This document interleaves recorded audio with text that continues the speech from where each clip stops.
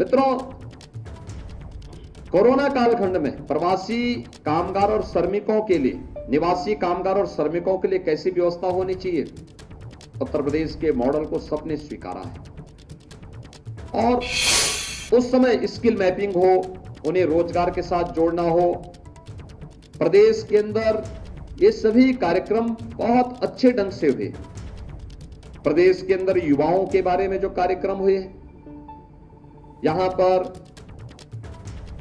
शिक्षा के क्षेत्र में जो अभूतपूर्व कार्य हुए, बेसिक शिक्षा के क्षेत्र में, माध्यमिक शिक्षा, उच्च शिक्षा, तकनीकी शिक्षा, वोकेशनल शिक्षा, ये सभी पे जो अभी अद्भुत कार्य हुए हैं, हर एक और इसकी सराहना हो रही है।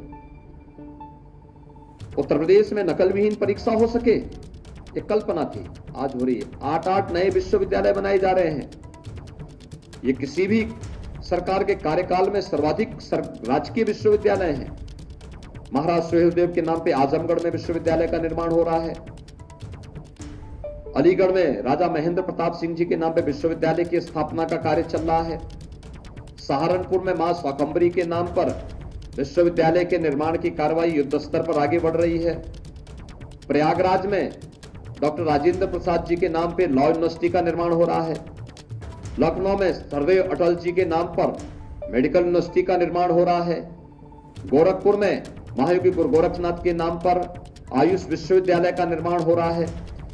यानी युद्ध स्तर पर हर एक उस कार्य को प्रदेश सरकार, लखनऊ में पहली बार अपराध दुनिया के अंदर किस रूप में घटित हो रहे हैं, वह पुलिस के पुलिस के मॉडर्नाइजेशन को से लेकर के पुलिस में भर्ती की पारदर्शी प्रक्रिया को आगे बढ़ाने को लेकर, और लखनऊ में और हर जोनल मुख्यालय पे एफएसएल लैब की स्थापना हो या लखनऊ में forensic police and forensic institute की स्थापना की कार्रवाई हो, यह सफलतापूर्वक भारतीय जनता पार्टी की डबल इंजन सरकार के दौरान हुआ।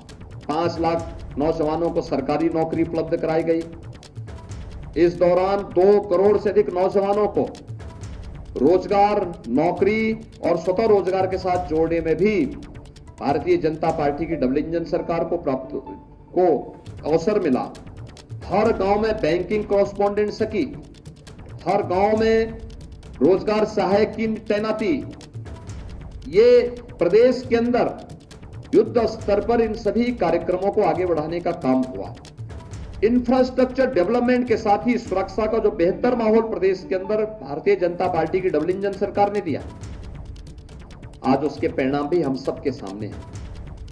और हम लोग इसको देख सकते हैं कि इसका परिणाम प्रदेश में व्यापक निवेश के रूप में लगभग 3,66,000 करोड़ रुपए से अधिक का निवेश प्रदेश के अंदर इन 5 वर्षों के अंदर हुआ।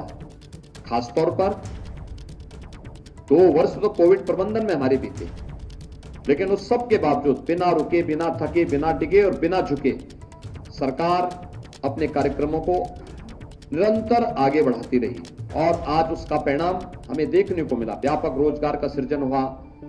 परंपरागत हस्तशिल्पियों को आगे बढ़ाने के लिए विश्वकर्मा श्रम सम्मान के माध्यम से, परंपरागत उद्यम को बढ़ावा देने के लिए एक जनपद एक उत्पाद, 1 डिस्ट्रिक्ट 1 प्रोडक्ट की कार्य योजना को आगे बढ़ा करके श्रमिकों के लिए अटल आवास, उनके बच्चों के लिए अटल आवासीय विद्यालय में अत्याधुनिक शिक्षा की व्यवस्था के लिए प्रदेश के 3 करोड़ से अधिक श्रमिकों को सामाजिक सुरक्षा और 5 लाख रुपए की उन्हें आयुष्मान भारत और मुख्यमंत्री जन आरोग्य योजना में स्वास्थ्य बीमा का कवर उपलब्ध कराने का कार्य Bharatiya Janata party double engine सरकार ने प्रदेश के अंदर किया। पटरी व्यवसायियों के बारे में पहली बार किसी सरकार ने सोचा। लगभग 8 करोड़ पटरी व्यवसायी प्रधानमंत्री स्वनिधि योजना के साथ जुड़े और उन्हें इंटरेस्ट फ्री लोन 10,000 का लोन देने की व्यवस्था उपलब्ध कराई गई और उनके जीवन में व्यापक परिवर्तन लाने का कार्य इनके माध्यम से किया गया।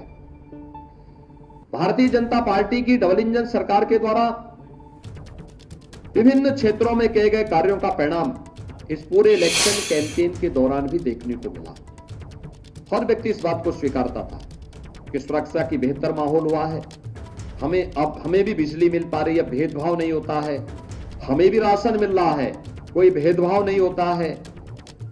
हर एक व्यक्ति इस बात को स्वीकार करता था कि बिना चेहरा देखे हुए सरकार अपनी योजनाओं का लाभ हर एक गांव, हर गरीब, हर किसान, हर नौजवान तक दे रही है। और हर एक व्यक्ति के मुंह पे एक ही आवाज थी कि प्रधानमंत्री मोदी जी का यह मंत्र सार्थक हुआ कि सबका साथ, सबका विकास, सबका विश्वास और सबका प्रयास। आस्था को व्यापक सम्मान दिया गया।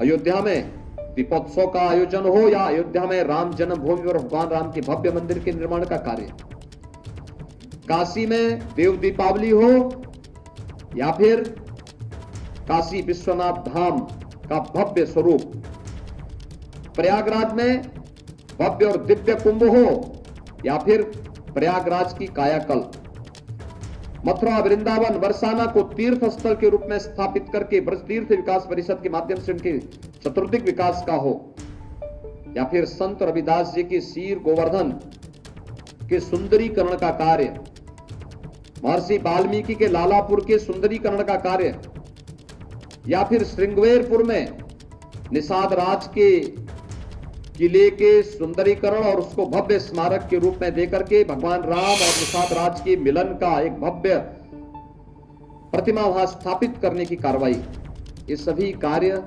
भारतीय जनता, या फिर महाराज सुहेल देव का भव्य स्मारक बहराइच में बनाने की कार्रवाई, भारतीय जनता पार्टी की डबल इंजन सरकार ने हर दिशा में कार्य किया है।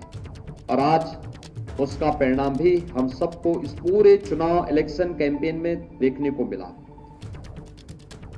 जातिवाद की दीवारें टूटी हैं, परंपरागत वंशवाद और परिवारवाद की राजनीति वाले पूरी तरह विफल हुए हैं। प्रदेश में